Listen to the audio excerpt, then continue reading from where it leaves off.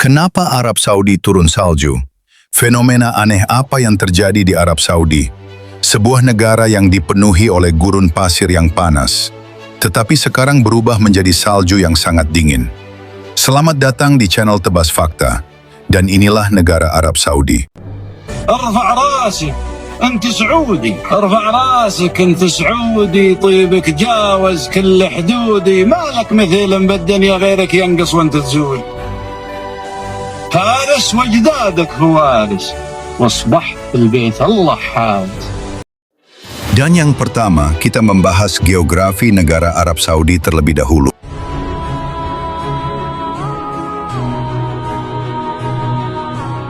Sebagian besar wilayah Arab Saudi didominasi oleh gurun pasir dan menjadikannya salah satu negara paling kering di dunia. Di wilayah tengah terdapat dataran tinggi Najd, dan sebagai jantung geografi Arab Saudi, wilayah ini relatif kering dan berbatu. Arab Saudi tidak memiliki sungai permanen, namun hanya wadi, yaitu sungai musiman ketika hujan turun. Karena itulah penduduk negara Arab Saudi sangat membutuhkan air. Iklim Arab Saudi secara umum adalah iklim gurun dengan suhu yang sangat panas. Ketika musim panas tiba, suhunya bisa melebihi 45 derajat Celcius hingga membuatnya gersang dan tandus.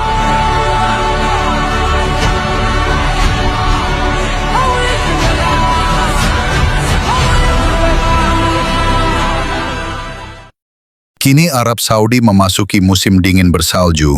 Pada Januari 2026, pegunungan di Al-Jauf dan Tabuk kini tertutup salju tebal. Terlihat unta-unta yang berjejer di bawah hujan salju, dan warga lokal pun berbondong-bondong merayakan momen langka ini dengan berkemah di tengah gurun dengan suhu dingin, dan ada pula yang bermain-main salju.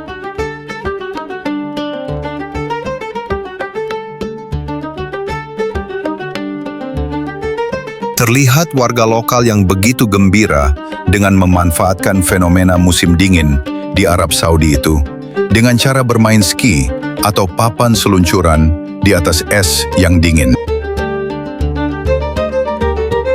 Penyebab utama terjadinya salju turun di Arab Saudi adalah karena faktor geografis, wilayah utara yang memiliki dataran tinggi.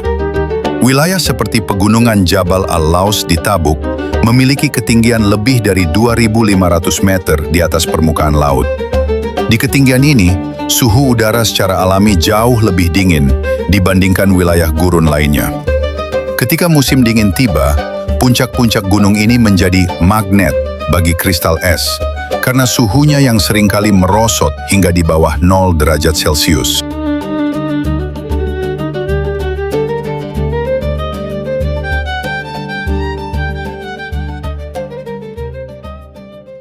Fenomena gelombang dingin musiman, yaitu siklus cuaca ekstrim tahunan yang disebut Al-Azirq atau gelombang dingin kutub, turut memegang peran penting.